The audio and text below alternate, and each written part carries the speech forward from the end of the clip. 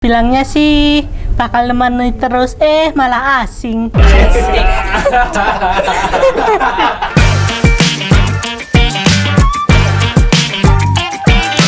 Kondisi waktu mementingkan ego. Kepepet sih mas bahasanya aku. Disuruh di warung lah. Saya pernah ikut investasi gitu selama ini. Investasi itu investasi bodong sebenarnya. Misalnya nggak diizinin orang tua untuk main gitu ya. Aku mikir gimana pun caranya biar aku bisa tetap main. Bapak aku nyuruh buat aku beli minuman. Pas teman-temannya itu lagi kumpul di rumah. Kembaliannya itu lebih, aku pakai buat beli casing HP. Misalnya mau ke pantai, nggak dibolehin sama orang tua. Terus akhirnya aku bohong. Pergi ke rumah ini, pergi ke kosnya ini. Pas aku balik, bapak aku minta kembaliannya, malah aku buat beli casing HP. Di situ bapak aku sangat marah banget mas, jengkel. Dikasih uang 50.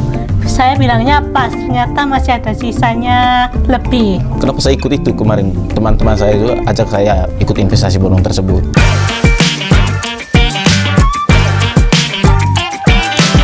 Misalnya aku lagi gak suka sama temenku, nggak langsung ngomong ke temenku kalau aku tuh nggak suka dia. Jadi aku kayak munafik gitu loh.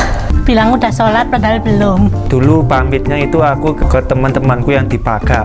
Terus jalalah itu teman-temanku itu ngejak aku mantai gitu mas. Dan aku pamitnya ke bapak aku, Pak aku mau ke pantai. Ya wes li, hati-hati. Terus dilalat udah sampai di rumahnya temanku itu tiba-tiba temanku ngajak mantai. Anak 4 itu wes. Ya dan waktu itu bapak aku udah nunggu mas. Karena apa? Diajak kerja lah mas itu. Sampai rumah itu jam 4, bapak aku nelpon itu ndak aku angkat. Takutnya aku dimarahin. Pas sudah sampai rumah, bapak aku marah banget mas. Saya pernah bohong teman-teman saya di tempat wisata kemarin itu bang. Aku pernah bohong mereka itu tarif masuk apa itu wisatanya itu harganya tidak sesuai dengan apa yang saya sampaikan ke mereka gitu. Percaya gitu kan dengan apa yang saya tawarkan ke mereka.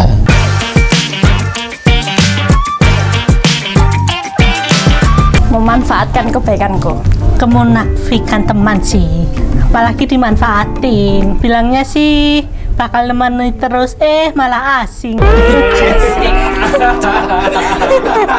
Tapi kalau masalah ini saya nggak bisa bohong. Lipstiknya Wardah.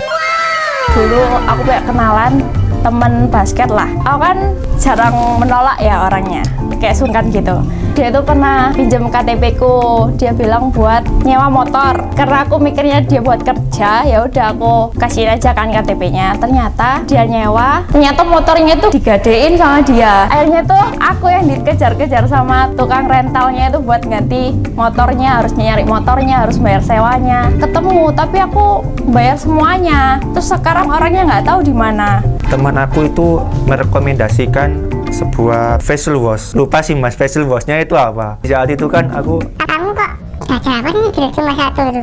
masa sih? Tak lihat dulu. Iya. Kamu pakai ini aja wis. Pak ini aja wis, yang pakai apa tuh? Gitu mas. Terus aku pakai itu kok tidak cocok ya, tambah banyak jerawatku. Kayak tidak ada spek rupa-rupanya gitu kan. Jadi coba yang lain tuh, warna yang lain gitu. Tapi semenjak aku udah pakai yang Kavini, cocok mas. Muka aku jadi lebih bersih dan lebih fresh lah itu. Kalau yang ini nggak bisa bohong sih mas, kalau yang Kavini udah aku percaya.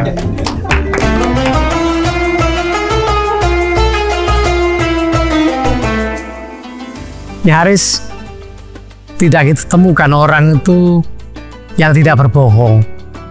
Hanya kemudian setebal apa kebohongan yang dia lakukan. Saya pernah membaca dalam teori psikologi itu bahwa manusia minimal itu berbohong 5 kali dalam sehari. Berarti kalau di atas 5 kali itu kategori kebiasaan dan menjadikan bohong itu sebagai sebuah hal yang biasa. Bohong adalah salah satu bentuk sifat munafik manusia yang dilarang oleh Allah Subhanahu wa Ta'ala, dan ancamannya adalah dosa. Bohong itu bisa menjadi bakat ya. Bohong itu seolah nggak ada sekolahnya. Bohong itu nggak ada ilmunya sebenarnya. Bahkan orang menjadi otodidak. Remaja atau masa dulu kita suka bohongin orang tua untuk pergi kemana, padahal kita bolos. Terus kemudian kita juga membohongi teman kita misalnya dalam rangka menggoda atau hal-hal kecil lainnya. nyaris ada kebohongan-kebohongan yang memang tidak menghasilkan sesuatu yang berbahaya, tapi ada bohong yang kemudian menjadikan hal yang berbahaya. Di media sosial itu adalah contoh kebohongan yang berbahaya, karena hoax itu sendiri dari kata hokus. Hokus itu mengelabui dalam bahasa Yunani, kan? Artinya itu kalau tidak mengelabui itu tentu dengan kekuatan cara berbohong yang sangat kuat seolah-olah benar dan orang menjadi percaya sedemikian rupa. Itu kebohongan yang sangat berbahaya.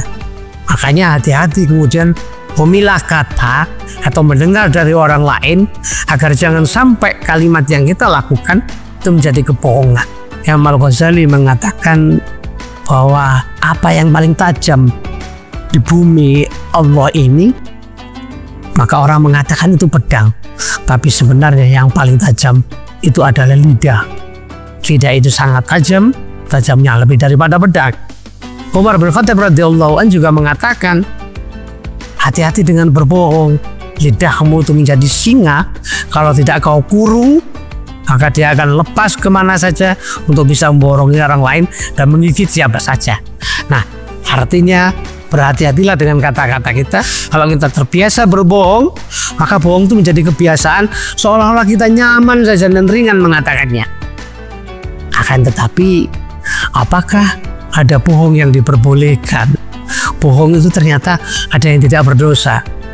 Andai kata kita berbohong untuk menyelamatkan nyawa seseorang dari ancaman musuhnya, terus kita menyelamatkan, itu berbohong yang bermanfaat. Atau berbohong di dalam peperangan, kita melakukan strategi agar kita dalam sebuah perjuangan menjalankan agama Allah atau menjalankan hak bangsa dan lain sebagainya, kita berbohong untuk mengelabui musuh menuju kemenangan, itu juga berbohong. Tapi itu bohong-bohong jarang terjadi. Atau seorang suami istri misalnya ingin menyenangkan istrinya, dia berbohong tipis-tipis saja, selalu mengatakan bahwa istrinya itu, sayang kamu pakai baju ini indah sekali kamu pakai, padahal juga tidak terlalu menarik, tapi dia mengatakan untuk menghibur istrinya. Itu bohongnya seorang suami kepada istri diperbolehkan dalam agama.